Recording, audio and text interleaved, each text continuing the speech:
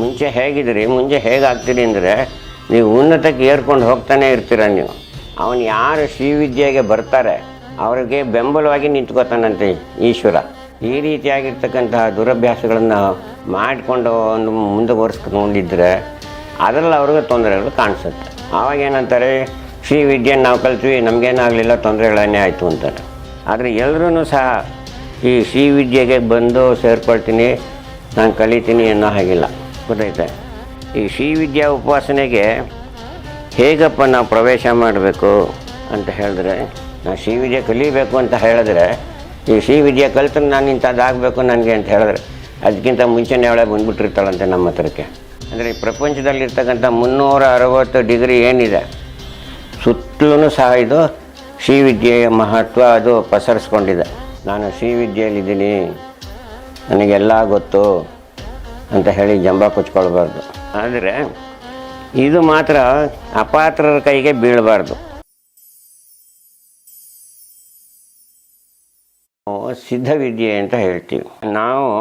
ಪರಮಶಕ್ತಿಯನ್ನೇ ಮಹಾದೇವಿ ಅಂತಲೂ ಆರಾಧಿಸ್ತಕ್ಕಂಥ ಒಂದು ಇದೆ. ಮುಖ್ಯ ದೇವತೆಗಳನ್ನು ನಾವು ತಲುಪಬೇಕಾದ್ರೆ, ಅವರ ಸಾನ್ನಿಧ್ಯದಲ್ಲಿ ನಾವು ಇರಬೇಕಾದ್ರೆ ವಿದ್ಯೆಗಳು ಬಹಳ ಮುಖ್ಯ.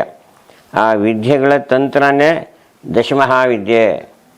ಅಂದರೆ ದಶಮಹಾವಿದ್ಯೆ ಅಂದರೆ 10 ರೀತಿಯಾಗಿರ್ತಕ್ಕಂಥ ದೇವತೆಗಳು ಆ ಮಹಾವಿದ್ಯೆಗಳಲ್ಲಿ ಇರ್ತಕ್ಕಂಥದ್ದು. ಅದನ್ನು ಏನಪ್ಪ ಹೇಗೆ ಹೇಳ್ತೀವಿ ಅಂದರೆ, ಈ ದಶಮಹಾವಿದ್ಯೆಯಲ್ಲಿ ಬರ್ತಕ್ಕಂಥದ್ದು 3 ತ್ರಿಲೋಕ ಸುಂದರಿ ಆಗಿರ್ತಕ್ಕಂಥಳು ಬಾಲ ತ್ರಿಪುರ ಸುಂದರಿ. ಇವಳು ಸಾಧಕರನ್ನು ಅವ್ರ ಬಳಿಗೆ ಬೇಗ ಕರ್ಕೊಂಡು ಹೋಗ್ತಾಳಂತೆ. ತ್ರಿಪುರ ಸುಂದರಿ ಯಾರು ಸಾಧಕರನ್ನು ಅವ್ರ ಸಾಧನೆಯನ್ನು ಮಾಡ್ತಾರೆ ಅವರನ್ನು ಅವಳ ಹತ್ತಿರಕ್ಕೆ ಬೇಗ ಅವಳಿಗೆ ಮನಸ್ಸು ಕೊಟ್ಟು ಅವಳು ಬಳಿಗೆ ಕರೆದುಕೊಂಡು ಹೋಗ್ತಕ್ಕಂಥ ಒಂದು ಇದಕ್ಕೆ ಅದನ್ನು ಶ್ರೀವಿದ್ಯೆ ಅಂತ ಹೇಳ್ತಾರೆ. ಈ ವಿದ್ಯೆಯನ್ನು ಅಭ್ಯಾಸ ಮಾಡಿದವ್ರಿಗೆ. ಅಂದರೆ ಈ ದಶಮಹಾ ರಹಸ್ಯದಲ್ಲಿ 5ನೇದು ಅಂದರೆ ತ್ರಿಪುರ ಭೈರವಿ ಮತ್ತು 10ನೇದು ಕಮಲಾತ್ಮಿಕ.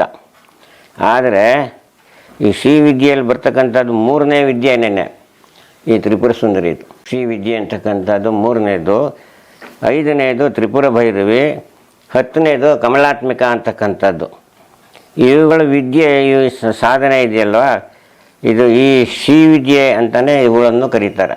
ಯಾವುದು? ತ್ರಿಪುರ ಭೈರವಿ, ಆಮೇಲಿಂದ ಕಮಲಾತ್ಮಿಕ. ಹಾಗಾಗಿ ಈ 3 ಸಹ ಒಂದೇ ಒಂದು ರೀತಿಯಲ್ಲಿ ಸಂವೇದನೆಯನ್ನು ಹೊಂದಿರುತ್ತೆ. ಈ ಇಬ್ಬರಿಗೂ ಸಹ ತ್ರಿಪುರ ಸುಂದರಿಗೂ ಮತ್ತು ಕಮಲಾತ್ಮಿಕ ಮತ್ತು ತ್ರಿಪುರ ಭೈರವಿಗೂ ಹಲವಾರು ರೀತಿಯಾಗಿರ್ತಕ್ಕಂಥ ಒಂದು ಸಾಮ್ಯವಿದೆ. ಅದೇ ಲಲಿತಾ ತ್ರಿಪುರ ಸುಂದರಿ ಮತ್ತು ರಾಜೇಶ್ವರಿ ಅಂತಲೂ ಸಹ ಪ್ರಸಿದ್ಧರಾಗಿರ್ತಕ್ಕಂತಹ ಮಹಾದೇವಿ ಸಾಧನೆಯನ್ನೇ ಶ್ರೀವಿದ್ಯೆ ಸಾಧನೆ ಅಂತ ಹೇಳೋದು. ಈ ದಶಮಹಾರಹಸ್ಯದಲ್ಲಿ ತ್ರಿಪುರ ಸುಂದರಿ ಮತ್ತು ತ್ರಿಪುರ ಭೈರವಿ ಸಾಧನೆ ಅಂತಕ್ಕಂಥದ್ದು ಏನಿದೆ, ಇದು 5ನೇದು. ಈ 5ನೇ ವಿಚಾರವಾಗಿ ಸಹ ಮುಂದಿನ ಎಪಿಸೋಡ್ಗಳಲ್ಲಿ ನಾನು ಮುಂದೆ ಹೇಳ್ತೀನಿ. ಆದರೆ ಇವಾಗ ಇರ್ತಕ್ಕಂಥದ್ದು ಈ ಶ್ರೀವಿದ್ಯಾ ಪಂಥ. ಅಂದರೆ ಈ ಶ್ರೀವಿದ್ಯಾ ನಾವು ಯಾವ ರೀತಿಯಲ್ಲಿ ಅದೇ ಒಂದು ರೀತಿಯಾಗಿರ್ತಕ್ಕಂಥ ಒಂದು ಪದ್ಧತಿ. ಪಂಥ ಅಂದರೆ ಗುಂಪಿನಲ್ಲಿ ಹೋಗ್ತಕ್ಕಂಥದ್ದು. ಈ ಶ್ರೀವಿದ್ಯೆ ಒಂದು ಆಗಿರ್ತಕ್ಕಂಥ ವಿಶಾಲವಾಗಿರ್ತಕ್ಕಂಥ ವ್ಯಾಪ್ತಿಯನ್ನು ಹೊಂದಿದೆ. ಅಂದರೆ ಎಲ್ಲ ಕಡೆಗೂ, ಅಂದರೆ ಪ್ರಪಂಚದಲ್ಲಿರ್ತಕ್ಕಂಥ 360 ಡಿಗ್ರಿ ಏನಿದೆ ಸುತ್ತಲೂ ಸಹ ಇದು ಶ್ರೀವಿದ್ಯೆಯ ಮಹತ್ವ ಅದು ಪಸರಿಸ್ಕೊಂಡಿದೆ. ಇಂಥ ಕಡೆಯಲ್ಲಿ ಇಲ್ಲ ಅಂತ ಹೇಳೋಕ್ಕಾಗಲ್ಲ. ಹೇಗಪ್ಪ ಅಂತ ಹೇಳಿದ್ರೆ, ನೆತ್ತಿ ಮೇಲೆ ಸೂರ್ಯ ಇದ್ದಾನೆ. ನೀವು ಒಂದು ಆಳ ತೋಡಿದ್ರೆ, 1 ಅಡಿನೋ 2 ಅಡಿನ ಆಳ ತೋಡಿದ್ರೆ ಅಲ್ಲಿಗೂ ಬೆಳಕು ಹೋಗುತ್ತೆ. ಇನ್ನು 50 ಅಡಿ ತೊಳ್ತೀರಾ, ಅಲ್ಲಿಗೂ ಬೆಳಕು ಹೋಗುತ್ತೆ, ಬಿಸಿಲು ಬೀಳುತ್ತೆ. ನೀವು ಎಷ್ಟೇ ತೋಡ್ತಾ ಇದ್ರೂ ಬಿಸಿಲು ಅಲ್ಲಿ ತನಕನೂ ಹೋಗ್ತಾನೆ ಇರುತ್ತೆ. ಅದೇ ರೀತಿಯಾಗಿರ್ತಕ್ಕಂಥ ಈ ಶ್ರೀವಿದ್ಯೆಯಲ್ಲಿ ಮಹತ್ವ ಇರ್ತಕ್ಕಂಥದ್ದು ಇಡೀ ಭೂಮಂಡಲದಲ್ಲಿ ಮೇಲೆ ಕೆಳಗೆ ಅಕ್ಕಪಕ್ಕ ಎಲ್ಲ ಕಡೆಯಲ್ಲೂ ಪಸರಿಸ್ಕೊಂಡಿರುತ್ತೆ. ಆದ್ದರಿಂದ ಈ ಶ್ರೀವಿದ್ಯಾ ಸಾಧನೆ ಅಂತ ಇದೆಯಲ್ಲ, ಅದು ಬಹಳ ಉನ್ನತವಾಗಿರ್ತಕ್ಕಂಥದ್ದು ಈ ಶ್ರೀವಿದ್ಯೆ.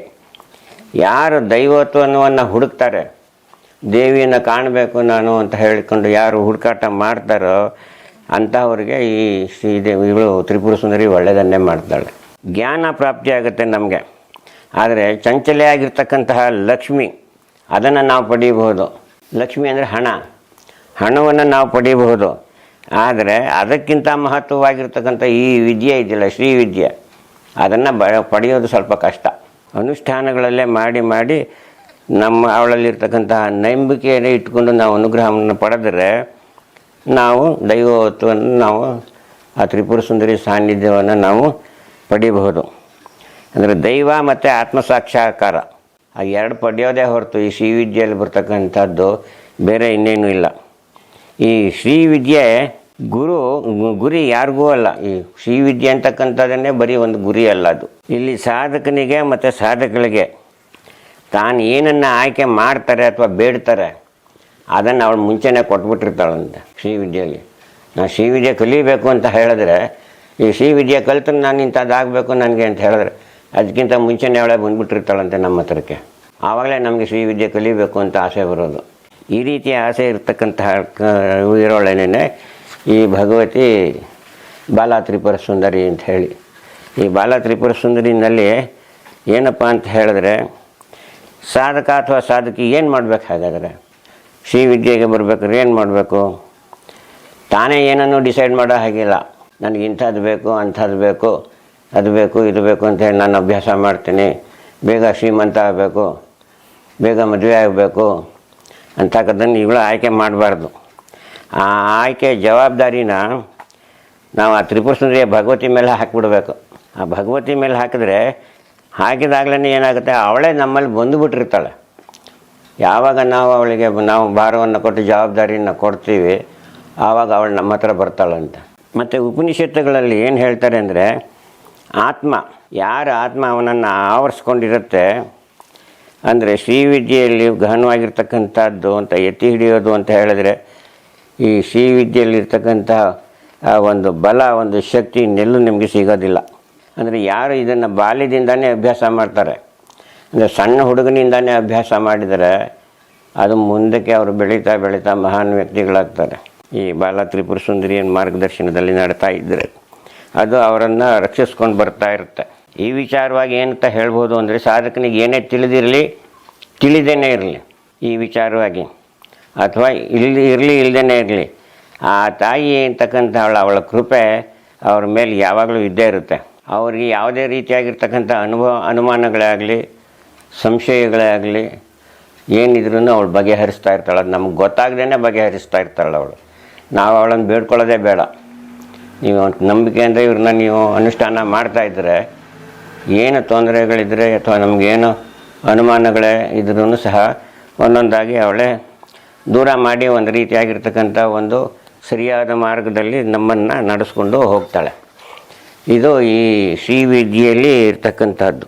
ಈ ಶ್ರೀವಿದ್ಯಾ ಉಪಾಸನೆಗೆ ಹೇಗಪ್ಪ ನಾವು ಪ್ರವೇಶ ಮಾಡಬೇಕು ಅಂತ ಹೇಳಿದ್ರೆ, ಅದ್ರ ಮಹತ್ವ ತಿಳಿದೇನೆ ಇರಲಿ ಪ್ರವೇಶ ಮಾಡಬೇಕು ನಾವು.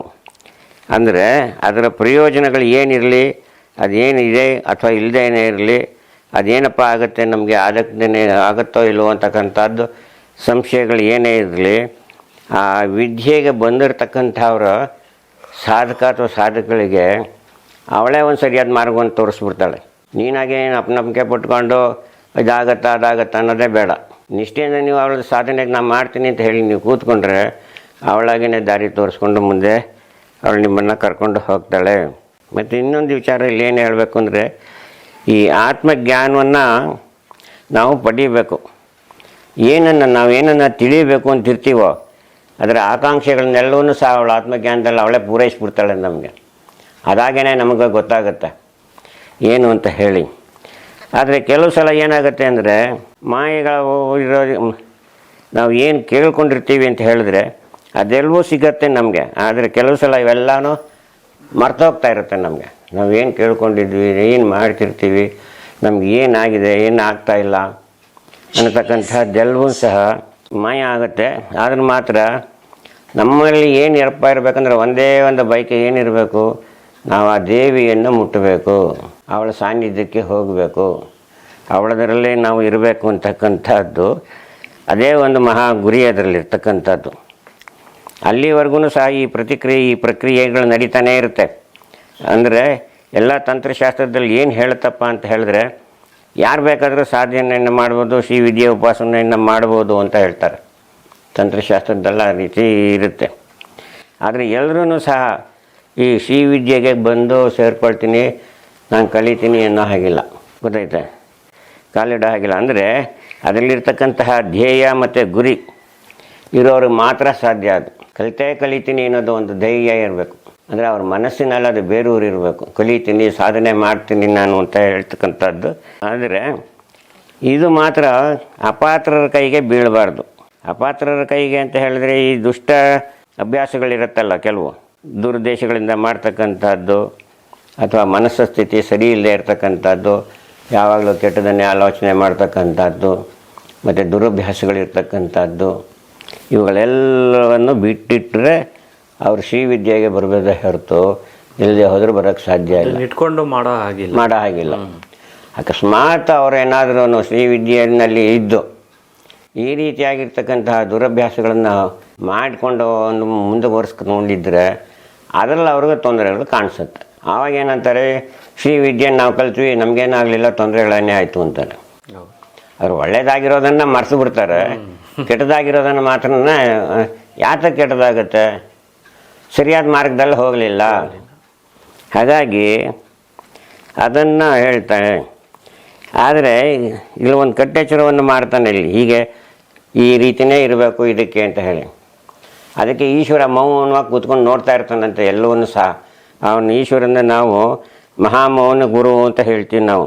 ಅವನು ಯಾರು ಶ್ರೀವಿದ್ಯೆಗೆ ಬರ್ತಾರೆ ಅವರಿಗೆ ಬೆಂಬಲವಾಗಿ ನಿಂತ್ಕೋತಾನಂತೆ ಈಶ್ವರ. ಪಾರ್ವತಿಯನ್ನು ನೀವು ಯಾವಾಗ ಉಪಾಸನೆ ಮಾಡೋದಕ್ಕೆ ಪ್ರಾರಂಭ ಮಾಡ್ತೀರಿ ಅದಕ್ಕೆ ಬೆನ್ನೆಲುಬಾಗಿ ನಿಮಗೆ ನಿಂತ್ಕೊಂಡಿರ್ತಾನೆ. ಅಂದರೆ ಯಾರಿಗೂ ಏನು ತೊಂದರೆಯನ್ನು ಕೊಡಲ್ಲ. ಅವನು ಮೌನವಾಗಿ ಇದ್ಕೊಂಡು ಎಲ್ಲವನ್ನೂ ನೋಡ್ತಾ ನಿಮ್ಮನ್ನು ಅವಳ ದಾರಿ ಕರ್ಕೊಂಡು ಹೋಗ್ತಾರೆ ಅಂತ ಮಾಡ್ತಕ್ಕಂತಾನೆ ಈ ಶಿವ. ಅದಕ್ಕೇನೆ ನೋಡಿ ಶ್ರೀಚಕ್ರದಲ್ಲಿ ಇರ್ತಕ್ಕಂಥದ್ದು ಒಂದು ಕಡೆ ಊರ್ಧ್ವಮುಖ ತ್ರಿಕೋಣಗಳಿರುತ್ತೆ, ಇನ್ನೊಂದು ಅಧೋಮುಖ ತ್ರಿಕೋಣಗಳಿರುತ್ತೆ. ಊರ್ಧ್ವಮುಖವಾಗಿರ್ತಕ್ಕಂಥದ್ದು ಶಿವ ಸ್ವರೂಪ, ಅಧೋಮುಖವಾಗಿರ್ತಕ್ಕಂಥದ್ದು ಶಕ್ತಿ ಸ್ವರೂಪ, ಶಿವಶಕ್ತಿಗಳು. ಅದಕ್ಕೆ ಈಶ್ವರನ್ನ ಅರ್ಧನಾರೀಶ್ವರ ಅಂತ ಅನ್ನೋದು. ಹೌದು, ಗೊತ್ತಾಯ್ತೆ. ಅರ್ಧನಾರೀಶ್ವರ ಅಂದರೆ ದೇಹದ ಮೇಲ್ಭಾಗ ಎಲ್ಲ ಈಶ್ವರ, ಕೆಳಭಾಗ ಎಲ್ಲ ಈಶ್ವರಿ. ಅದಕ್ಕೆ ಅರ್ಧನಾರೀಶ್ವರ ಅಂತ ಹೇಳಿ ಈಶ್ವರನಿಗೆ ಹೇಳ್ತಾರೆ. ಈ ಶ್ರೀವಿದ್ಯೆಗೆ ಬರ್ತಕ್ಕಂಥದ್ದು ಏನಪ್ಪ, ಮೊದಲನೇ ಗುರಿ ಅಂದರೆ ನಮ್ಮ ಆತ್ಮ ಸಾಕ್ಷಾತ್ಕಾರ ಆಗಬೇಕು. ಫಸ್ಟ್ ನಮ್ಮನ್ನು ನಾವು ಅರ್ಥಕೊಳ್ಬೇಕು. ಅದೇ ಆ ಸಾಕ್ಷಾತ್ಕಾರದಲ್ಲಿ ಇರ್ತಕ್ಕಂಥದ್ದು. ಆ ದೇವಿನೇ ನಮಗೆ ಅದನ್ನು ಕರುಣಿಸ್ತಾಳೆ. ಯಾವ ರೀತಿ ನಾವು ನಮ್ಮ ಆತ್ಮ ಸಾಕ್ಷಾತ್ಕಾರವನ್ನು ನಾವು ಮಾಡ್ಕೊಳ್ಬೋದು ಅಂತ ಹೇಳಿ ಆ ದೇವಿನೇ. ಅಂದರೆ ಈ ಶ್ರೀವಿದ್ಯೆ ಅಂತಕ್ಕಂಥದ್ದೇ ಎಲ್ಲ ವಿದ್ಯೆಗಳಿಗಿಂತ ಮಿಗಿಲಾಗಿರ್ತಕ್ಕಂಥದ್ದು. ನೀವು BA ಮಾಡಿ, BSc ಮಾಡಿ, ಇಂಜಿನಿಯರಿಂಗ್ ಓದಿ, ನೀವು ಏನೇ ಮಾಡಿ, ಎಲ್ಲದಕ್ಕಿಂತ ಮಿಗಿಲಾಗಿರ್ತಕ್ಕಂಥದ್ದು ಈ ಶ್ರೀವಿದ್ಯೆ ಅನ್ನತಕ್ಕಂಥದ್ದು. ಇಲ್ಲಿ ಈ ಶ್ರೀವಿದ್ಯೆಯಲ್ಲಿ ಪರಿವರ್ತನೆಗಳ ಪೂರ್ಣತೆ. ನೀವು ಮೊದಲು ಹೇಗಿದ್ರಿ, ಆಮೇಲಿಂದ ಯಾವ ರೀತಿ ಅನ್ನೋದಕ್ಕೆ ಅದಕ್ಕೆ ಎಂಡಿಂಗ್ ಇಲ್ಲ. ಮುಂಚೆ ಹೇಗಿದ್ರಿ, ಮುಂಚೆ ಹೇಗಾಗ್ತೀರಿ ಅಂದರೆ ನೀವು ಉನ್ನತಕ್ಕೆ ಏರ್ಕೊಂಡು ಹೋಗ್ತಾನೆ ಇರ್ತೀರ. ನೀವು ಕೆಳಕ್ಕೆ ಇಳಿತಕ್ಕಂಥ ಒಂದು ರೀತಿ ಇರೋದಿಲ್ಲ ಇದು. ಅಥವಾ ಪೂರ್ವ ಜನ್ಮದಲ್ಲಿ ಅಥವಾ ಈ ಜನ್ಮದಲ್ಲಿ ಯಾವುದೇ ದೇವರನ್ನ ನಾವು ಪೂಜಿಸ್ತಿರ್ತೀವೋ ಅಥವಾ ಆರಾಧಿಸ್ತಿರ್ತೀವೋ, ಅಥವಾ ಈ ಜನ್ಮದಲ್ಲೂ ಸಹ ನಾನಾ ರೀತಿಯಲ್ಲಿ ನಾನಾ ದೇವತೆಗಳಿಗೆ ನಾನಾ ರೂಪದಲ್ಲಿ ಆಯಾಯ ಹೆಸರುಗಳಲ್ಲಿ ಸುಪ್ರೀತರಾಗಿರ್ತಕ್ಕಂಥ ದೇವತೆಗಳನ್ನು ನಾವು ಪೂಜೆಯನ್ನು ಮಾಡ್ತೀವಿ. ಅವರುಗಳ ಅನುಗ್ರಹವನ್ನು ನಾವು ಪಡಿತಾ ಇರ್ತೀವಿ. ಆದರೆ ಈ ಅನುಗ್ರಹದ ಕಾರಣ ಯಾಕಪ್ಪ ಅಂದರೆ ಈ ಶ್ರೀವಿದ್ಯೆಯಿಂದ ಪದಾರ್ಪಣೆ ಮಾಡೋದು. ಯಾರು ಪೂಜಾ ಪುನಸ್ಕಾರಗಳನ್ನು ಹಿಂದೆ ಮಾಡಿಕೊಂಡು ಬರ್ತಾ ಇರ್ತಾರೆ, ಅಥವಾ ಅವ್ರ ಹಿಂದಿನ ಜನ್ಮದಲ್ಲಿ ಮಾಡಿದ್ದಿರ್ಬೋದು ಪೂಜಾ ಪುನಸ್ಕಾರಗಳು, ಅದರಿಂದನೂ ಬೇಕಾದರೆ ನೀವು ಅದರಿಂದ ಒಳಗೆ ಬರ್ಬೋದು ನಿಮಗೆ ಈ ಜನ್ಮದಲ್ಲಿ. ಅಥವಾ ಈ ಜನ್ಮದಲ್ಲೇ ನೀವು ಮಾಡ್ತಕ್ಕಂಥ ಏನು ಪೂಜೆ ಪುನಸ್ಕಾರಗಳು, ದೇವಿ ಆರಾಧನೆ ಮಾಡ್ತಕ್ಕಂಥದ್ದು, ಇವೆಲ್ಲವೂ ಸಹ ಈ ಒಂದು ಶ್ರೀವಿದ್ಯೆಗೆ ಬರೋದಕ್ಕೆ ಒಂದು ಅಡಿಪಾಯ ಆಗ್ಬೋದು, ಒಂದು ದಾರಿ ಸಿಗ್ಬೋದು ಅಂತ ಒಂದು ಥರ ಹೇಳ್ಬೋದು. ಮತ್ತು ಕೆಲವರು ಶಿವನ ಆರಾಧಕರು ಇರ್ತಾರೆ, ಮತ್ತು ಕೆಲವರು ದೇವಿ ಆರಾಧಕರು ಇರ್ತಾರೆ, ಮತ್ತು ಕೆಲವರು ವಿಷ್ಣುವಿನ ಆರಾಧಕರು ಇರ್ತಾರೆ, ಮತ್ತು ಕೆಲವರು ಇನ್ನೇನಾಗ್ತಾರೆ ಲಲಿತಾ ತ್ರಿಪುರ ಸುಂದರಿಯನ್ನು ಸ್ಮರಣೆ ಮಾಡ್ತಾ ಇರ್ತಾರೆ. ಅವರುಗಳ ಪರಿಚಯನ ಮಾತ್ರ ಹೊಂದಿರ್ತಾರೆ. ಆದರೆ ಎಷ್ಟೋ ಕಡೆಗಳಲ್ಲಿ ನಾವು ಜಪಾನೋ ತಪಾನೋ ಮಾಡ್ತಾಯಿರ್ತೀವಿ, ಪೂಜೆ ಮಾಡ್ತೀವಿ. ಆ ನಂತರ ನಮಗೆ ಸಿಗೋದು ರಾಜಮಾರ್ಗ ಅಂತಕ್ಕಂಥದ್ದು ಒಂದು ರೀತಿ. ರಾಜಮಾರ್ಗ ಅಂದರೆ ಏನು ಹಾಗಾದರೆ? ಒಂದು ರಾತ್ರಿ ಸಿಗಬೇಕು ನಮಗೆ ರಸ್ತೆ. ನಾವು ಏನು ಯಾವಾಗ ಹೇಗೆ ಇರ್ತೀವಿ, ನಾವು ಪೂಜೆ ಪುನಸ್ಕಾರಗಳನ್ನು ಮಾಡ್ತಕ್ಕಂತಹ ಸಮಯದಲ್ಲಿ ನಮ್ಗೆ ಏನೇನದರಿಂದ ಫಲ ಸಿಗುತ್ತೆ, ಆ ಮಾರ್ಗದಲ್ಲಿ ನಾವು ಹೋಗ್ತಕ್ಕಂಥದ್ದು ಅದನ್ನು ರಾಜಮಾರ್ಗ ಅಂತ ಹೇಳೋದು. ನಾವು ಈ ತ್ರಿಪುರ ಸುಂದರಿ ಶ್ರೀ ಲಲಿತೆಯನ್ನು ನಾವು ಕಾಣಬೇಕಾದ್ರೆ ಪ್ರಜ್ಞೆ ಊರ್ಧ್ವಮುಖಗಳಲ್ಲಿ ಕಾಣೋ ಹಾಗೆ ಅನೇಕ ದೇವತೆಗಳು ಸೇವಿಸಿ ಮೇಲೆ ಮೇಲೆ ಹೋಗ್ತಾ ಹೋಗ್ತಾ ಹೋಗ್ತಾ ಹೋಗ್ತಾ ತುದಿನಲ್ಲಿ ಇರ್ತಾಳಂತವಳು ಲಲಿತಾ ತ್ರಿಪುರ ಸುಂದರಿ. ತುಟ್ಟ ತುದಿನಲ್ಲಿ ಅಂದರೆ ಮೇಲುಗಡೆಯಲ್ಲೇ ಒಂದು ಬಿಂದುವಿನಲ್ಲಿ ಮೇಲೆ ಕೂತ್ಬಿಟ್ಟಿರ್ತಾಳೆ ಹೋಗಿ. ಬೇರೆ ಬೇರೆ ಯಾವ್ಯಾವುದೋ ಉಪಾಸನಾ ಮಾರ್ಗಗಳನ್ನು ಅನುಸರಿಸಿ ಕೊನೆಯಲ್ಲಿ ನಾವು ತಲುಪೋ ಹಂತ ಯಾವುದಪ್ಪ ಅಂದರೆ ತುಟ್ಟ ತುದಿನಲ್ಲಿರ್ತಕ್ಕಂಥದ್ದು. ಆ ಸಿದ್ಧಿಗಳನ್ನೆಲ್ಲವನ್ನು ಸಹ ಈ ಶ್ರೀ ವಿದ್ಯೆಗೆ ಬಂದವರು ಪಡೆಯೋದಕ್ಕೆ ಅರ್ಹರಾಗ್ತಾರೆ.